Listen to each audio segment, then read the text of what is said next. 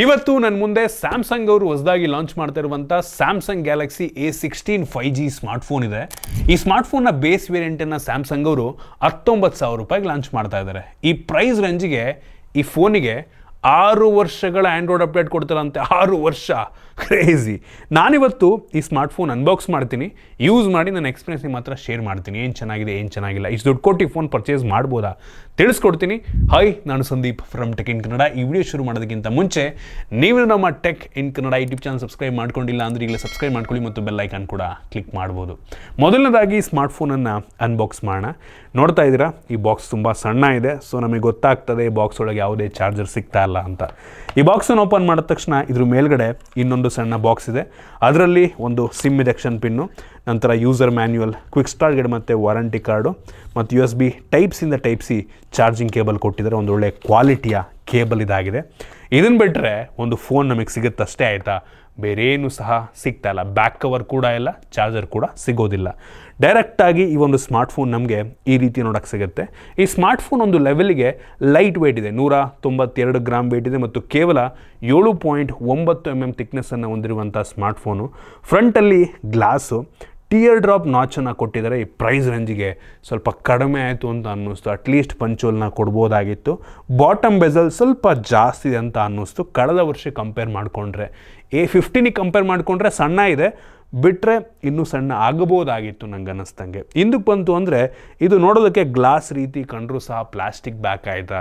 ಇದಕ್ಕೆ ಸ್ಯಾಮ್ಸಂಗ್ ಅವರು ಪ್ರೀಮಿಯಂ ಗ್ಲಾಸ್ಟಿಕ್ ಅಂತ ಕರೀತಾರೆ. Glass but plastic. ಸಖತ್ ನೇಮ್ ಮಾತ್ರ. ಹಿಂದ್ಗಡೆ ಟ್ರಿಪಲ್ ಕ್ಯಾಮ್ರಾ ಸೆಟಪ್ ಸಿಗ್ತಾರೆ ಮತ್ತು ಸಿಂಗಲ್ LED ಫ್ಲ್ಯಾಶ್ ಇದೆ. ಈ ಫೋನ್ ಹಿಂದ್ಗಡೆಯಿಂದ ನೋಡೋದಕ್ಕೆ ಸೇಮ್ ಗ್ಯಾಲಕ್ಸಿ S24 ಸೀರೀಸ್ ರೀತಿಯಲ್ಲೇ ಇದೆ. S24 ಪ್ಲಸ್ 2 ಕೂಡ ನೋಡೋದಕ್ಕೆ ಇದೇ ರೀತಿ ಕಾಣುತ್ತೆ. ಅದೇ ರೀತಿ ವರ್ಟಿಕಲ್ ಕ್ಯಾಮ್ರಾ ಪ್ಲೇಸ್ಮೆಂಟು, ತುಂಬ ಕ್ಲೀನ್ ಡಿಸೈನು. ಈ ಫೋನಲ್ಲಿ side mounted fingerprint sensor ಸಿಗ್ತಾ ಇದೆ. ಸೊ ನೋಡ್ತಾ ಇದ್ದೀರಾ, ಒಂದು ರೀತಿ ಯುನೀಕ್ ಡಿಸೈನ್ ಅಂತ ಅನ್ಬೋದು ಫ್ರೇಮು. ಇದಕ್ಕೆ ಕೀ ಐಲ್ಯಾಂಡ್ ಅಂತ ಕರೀತಾರೆ, ಆಯಿತಾ. ಅಂದರೆ ಈ ಕೀಸ್ಗಳೆಲ್ಲ ಒಂದು ರೀತಿ ಐಲ್ಯಾಂಡ್ ರೀತಿ ಬೆಟ್ಟದ ಮೇಲಿರೋ ರೀತಿ ಡಿಸೈನ್, ಆಯಿತಾ. ಬಟ್ ಇದು ಪ್ಲಾಸ್ಟಿಕ್ ಫ್ರೇಮೇನೆ. USB ಟೈಪ್ ಸಿ ಪೋರ್ಟ್ ಇದೆ. ಯಾವುದೇ ಹೆಡ್ಫೋನ್ ಜಾಕ್ ನಮಗೆ ಸಿಗ್ತಲ್ಲ ಮತ್ತು ಹೈಬ್ರಿಡ್ ಸಿಮ್ ಸ್ಲಾಟ್ ಇದೆ. 2 ಸಿಮ್ಮು ಅಥವಾ ಒಂದು ಸಿಮ್ಮು SD ಕಾರ್ಡ್ ನೀವು ಹಾಕೊಬೋದು. ಜೊತೆಗೆ ಇದಕ್ಕೆ IP54 ಡಸ್ಟ್ ಮತ್ತು ವಾಟರ್ ರೆಸಿಸ್ಟೆಂಟ್ ರೇಟಿಂಗನ್ನು ಸಹ ಕೊಟ್ಟಿದ್ದಾರೆ. ಒಂದು ಒಳ್ಳೆ ವಿಷಯ ಅಂತೀನಿ. ಮತ್ತು ಸದ್ಯಕ್ಕೆ ಫೋನು 3 ಕಲರ್ ವೇರಿಯಂಟಲ್ಲಿ ಲಾಂಚ್ ಆಗ್ತಾ ಇದೆ. ನನ್ನ ಹತ್ರ ಇರೋದು ಗೋಲ್ಡ್ ಕಲರು. ನನಗೇನೋ ಈ ಕಲರೇ ತುಂಬ ಚೆನ್ನಾಗಿದೆ ಅಂತ ಅನ್ನಿಸ್ತು. ಓವರಾಲ್ ಡಿಸೈನ್ ಮತ್ತು ಬಿಲ್ಡ್ ಕ್ವಾಲಿಟಿ ಚೆನ್ನಾಗಿದೆ, ಬಟ್ ಪಂಚೋಲ್ ಕ್ಯಾಮ್ರಾ ಕೊಡ್ಬೋದಾಗಿತ್ತು. ಉಳಿದಿದ್ದೆಲ್ಲ ಓಕೆ, ಗ್ಲಾಸ್ ಬ್ಯಾಕು ಕೂಡ ಕೊಟ್ಟಿದ್ರೆ ಇನ್ನೂ ಚೆನ್ನಾಗಿರ್ತಾ ಇತ್ತು. ಇನ್ನು ಡಿಸ್ಪ್ಲೇಗೆ ಬಂತು ಅಂದರೆ 6.7 ಇಂಚಿನ ಫುಲ್ HD+ ರೆಸೊಲ್ಯೂಷನ್ನ ಹೊಂದಿರುವಂಥ ಸೂಪರ್ AMOLED ಡಿಸ್ಪ್ಲೇ ಕೊಟ್ಟಿದ್ದಾರೆ. ಇದು 90 ಹರ್ಟ್ಸ್ನ ರಿಫ್ರೆಶ್ ರೇಟನ್ನು ಹೊಂದಿರುವಂಥ ಡಿಸ್ಪ್ಲೇ. 800 ನಿಟ್ಸ್ನ peak brightness. ಬಿಸಿಲಿಗೆ ಹೋದ್ರೂ ಸಹ ಒಂದು ಲೆವೆಲಿಗೆ ಬ್ರೈಟಾಗಿ ಕಾಣುತ್ತೆ. ಡಿಸ್ಪ್ಲೇ ಸಖತ್ತಾಗಿದೆ, ಆಯಿತಾ. ಇಷ್ಟ ಆಯ್ತು ನನಗೆ. ಈ ಪ್ರೈಸ್ ರೇಂಜಿಗೆ one of the best display ಅಂತ ಬೇಕಾದರೂ ಅನ್ಬೋದು. ಸ್ಯಾಮ್ಸಂಗ್ ಅವರು ಡಿಸ್ಪ್ಲೇನಲ್ಲೂ ಕೂಡ ಕಾಂಪ್ರಮೈಸ್ ಮಾಡಲ್ಲ. ಪಂಚೋಲ್ ಕೊಟ್ಟಿದ್ರೆ ಇನ್ನೂ ಚೆನ್ನಾಗಿರ್ತಾ ಇತ್ತು. ಇನ್ನು ವೇರಿಯಂಟ್ಗಳ ಬಗ್ಗೆ ಮಾತನಾಡಬೇಕು ಅಂದರೆ ಸದ್ಯಕ್ಕೆ 2 ಸ್ಟೋರೇಜ್ ವೇರಿಯಂಟಲ್ಲಿ ಲಾಂಚ್ ಆಗ್ತಾ ಇದೆ. 8 GB RAM, 128 GB storage, 8 GB RAM, 256 GB storage. ಇದರಲ್ಲಿರುವಂಥ ರ್ಯಾಮ್ ಟೈಪ್ ಬಂದ್ಬಿಟ್ಟು LPDDR4X ಅಂತ ಅನಿಸುತ್ತೆ. ಎಲ್ಲೂ ಕೂಡ ಸ್ಪೆಸಿಫೈ ಮಾಡಿಲ್ಲ ಅವರು, ಮೋಸ್ಟ್ಲಿ 4X. ಸ್ಟೋರೇಜ್ ಟೈಪ್ ಬಂದ್ಬಿಟ್ಟು UFS 2.2 ಸ್ಟೋರೇಜು. ಈ ಪ್ರೈಸ್ ರೇಂಜಿಗೆ ಓಕೆ ಅಂತೀನಿ. 3.1 DDR5 ಎಲ್ಲ ಕೊಟ್ಟಿದ್ರೆ ಇನ್ನೂ ಚೆನ್ನಾಗಿರ್ತಾ ಇತ್ತು. ಇದು ಬೆಲೆಗೆ ಓಕೆ ಅನ್ಬೋದು, ಏನೋ ಹೆವಿ ಇಂಪ್ರೆಸಿವ್ ಅಂತ ಅನ್ನುವುದಿಲ್ಲ. ಇನ್ನು ಪರ್ಫಾರ್ಮೆನ್ಸಿಗೆ ಬಂತು ಅಂದರೆ ಈ ಫೋನಲ್ಲಿ ಮೀಡಿಯಾಟೆಕ್ಕಿಂದು ಡೈಮೆನ್ಸಿಟಿ 6300 5G ಪ್ರೊಸೆಸರ್ ಇದೆ. ಇದು ಈ ಬೆಲೆಗೆ ಅಂಥ ಪವರ್ಫುಲ್ ಆಗಿರುವಂಥ ಪ್ರೊಸೆಸರ್ ಅಂತ ಅನ್ನಲ್ಲ. ಇತ್ತೀಚೆಗೆ ಇದೇ ಪ್ರೊಸೆಸರ್ ನಿಮಗೆ 11,000 ರೂಪಾಯಿಗೂ ಕೂಡ ಸಿಗುತ್ತೆ, ಆಯಿತಾ. ಒಳ್ಳೆ ಪ್ರೊಸೆಸರ್ರೇ, ಆಯಿತಾ. ಇನ್ನೂ ಚೆನ್ನಾಗಿರೋದು ಕೊಡ್ಬೋದಾಗಿತ್ತು, ಬಟ್ ಸ್ಯಾಮ್ಸಂಗ್ ಬ್ರ್ಯಾಂಡಿಂಗ್ ಅಲ್ವಾ, ಏನೂ ಮಾಡೋಕ್ಕಾಗಲ್ಲ. ಒಂದು ರೀತಿ ಬ್ರ್ಯಾಂಡ್ ನೇಮಿಗೆ ನಾವು ಎಷ್ಟೋ ಸಲ ದುಡ್ಡನ್ನು ಕೊಡ್ತೀವಿ, ಆ ರೀತಿ. ಇದರಲ್ಲಿ ನಾವು ಅಂತ್ಯುದ್ದು ಬೆಂಚ್ ಮಾರ್ಕನ್ನು ಚೆಕ್ ಮಾಡಿದಂಗೆ 4,02,000 ರೇಟಿಂಗನ್ನು ಕೊಡ್ತಾ ಇದೆ. ತುಂಬ ಕಡಿಮೆ ಆಯಿತು ಈ ಬೆಲೆಗೆ. ಈ ಬೆಂಚ್ ಮಾರ್ಕ್ ಮಾಡೋ ಟೈಮಲ್ಲಿ ಬ್ಯಾಟ್ರಿ ಡ್ರೈನ್ ಮತ್ತು ಟೆಂಪ್ರೇಚರ್ ವೇರಿಯೇಷನ್ನ ಕೂಡ ಚೆಕ್ ಮಾಡಿದ್ವು.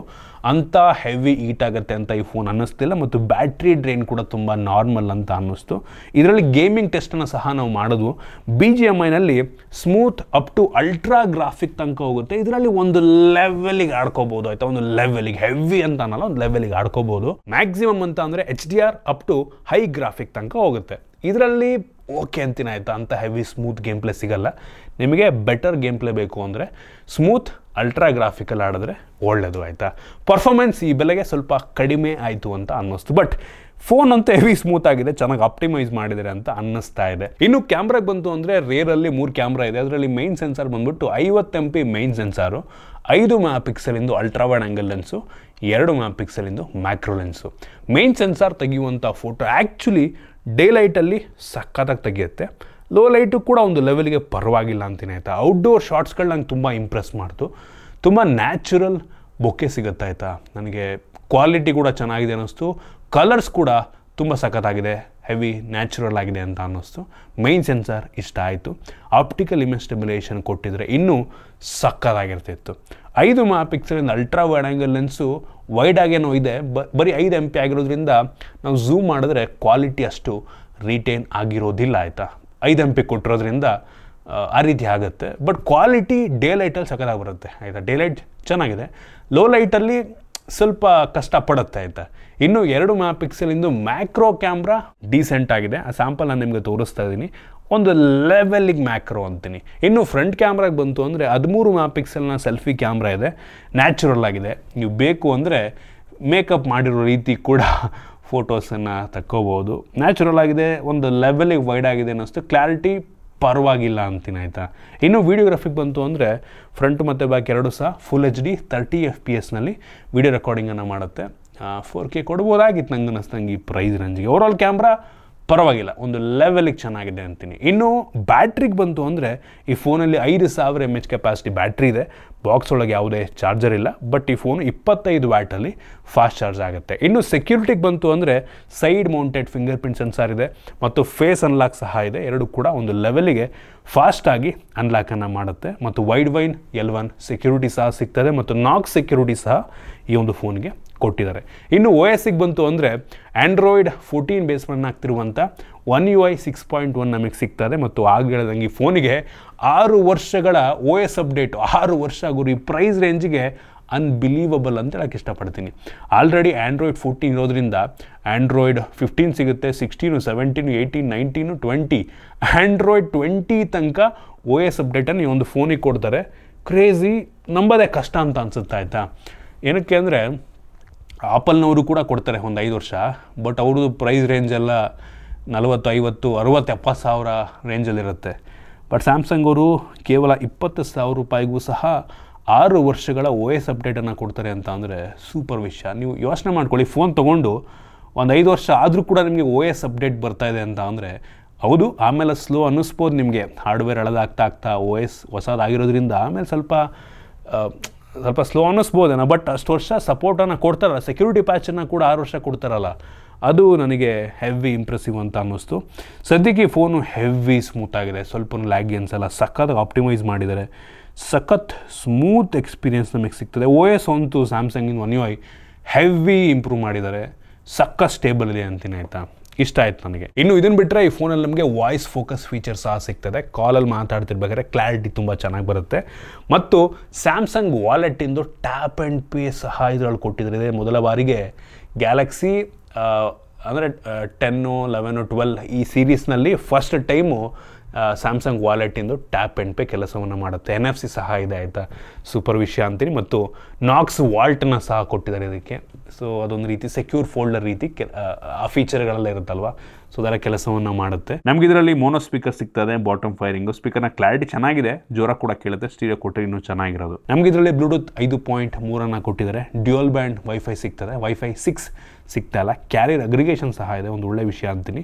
ಮತ್ತು ಆಗಲೇ ಹೇಳ್ದಂಗೆ NFC ಸಹ ನಮಗೆ ಸಿಗ್ತದೆ ಮತ್ತು ಅವಶ್ಯಕತೆ ಇರುವಂಥ ಎಲ್ಲ ಸೆನ್ಸಾರ್ಸನ್ನು ಈ ಒಂದು ಫೋನಿಗೆ ಕೊಟ್ಟಿದ್ದಾರೆ. ಇದಿಷ್ಟು ಈ ಫೋನ್ನ ಕೆಲವೊಂದು ಮೈನ್ ಫೀಚರ್ಸ್. ನೀವಾದರೆ ಕೇಳ್ಬೋದು ಈ ಫೋನ್ನ ಈ ಪ್ರೈಸ್ ರೇಂಜಿಗೆ ಪರ್ಚೇಸ್ ಮಾಡ್ಬೋದಾ ಅಂತ. ನಾನು ಅಂತೀನಿ, ನೀವೇನಾದರೂ ಈ ಬೆಲೆಗೆ ಸ್ಯಾಮ್ಸಂಗ್ ಬ್ರ್ಯಾಂಡಿಂಗ್ನಲ್ಲಿ A ಸೀರೀಸ್ನಲ್ಲಿ ಒಂದು ಫೋನ್ನ ಹುಡುಕ್ತಾ ಇದ್ದೀರಾ ಅಂದರೆ ನೋಡಿ, ಇದೊಂದು ಆಪ್ಷನ್ ಆಗುತ್ತೆ ನಿಮಗೆ. ಇದೇ ಬೆಲೆಗೆ ಇದಕ್ಕಿಂತ ಒಳ್ಳೆಯ ಸ್ಪೆಸಿಫಿಕೇಷನ್ ಇರುವಂಥ Samsung M series, F series ಅದು ಕೂಡ ಸಿಗುತ್ತೆ.